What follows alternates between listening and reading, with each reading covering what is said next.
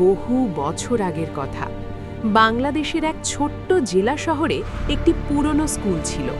স্কুলটির বয়স ছিল ১০০ বছরেরও বেশি।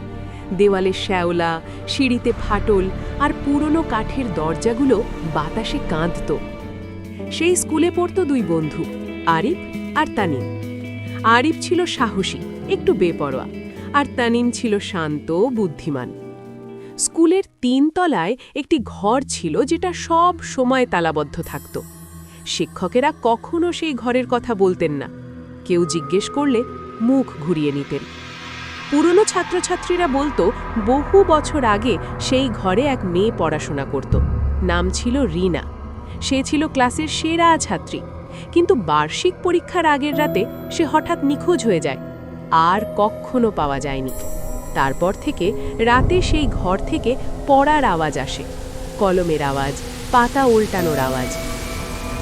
একদিন বার্ষিক পরীক্ষার আগের রাতে স্কুলে থেকে পড়ার সিদ্ধান্ত নিল আরিফ।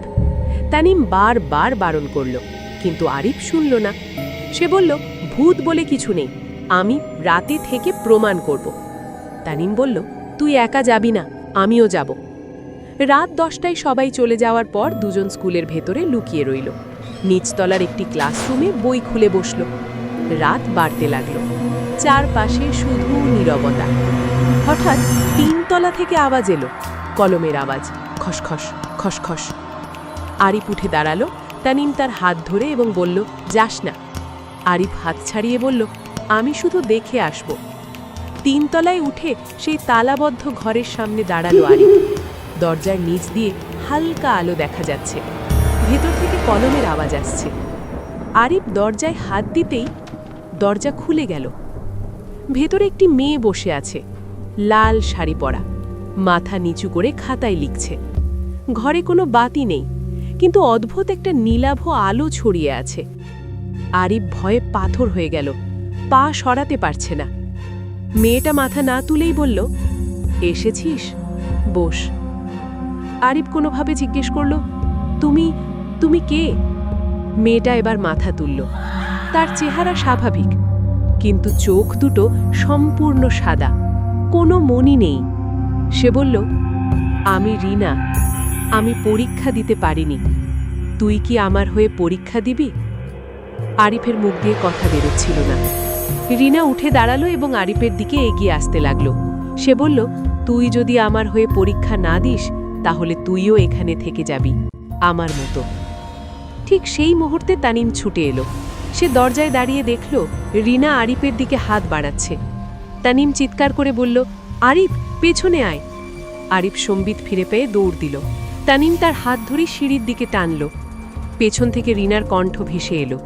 এবার আর মেয়ের গলা না, যেন পুরো স্কুল একসাথে কথা বলছে। তোরা পালাবি কোথায়?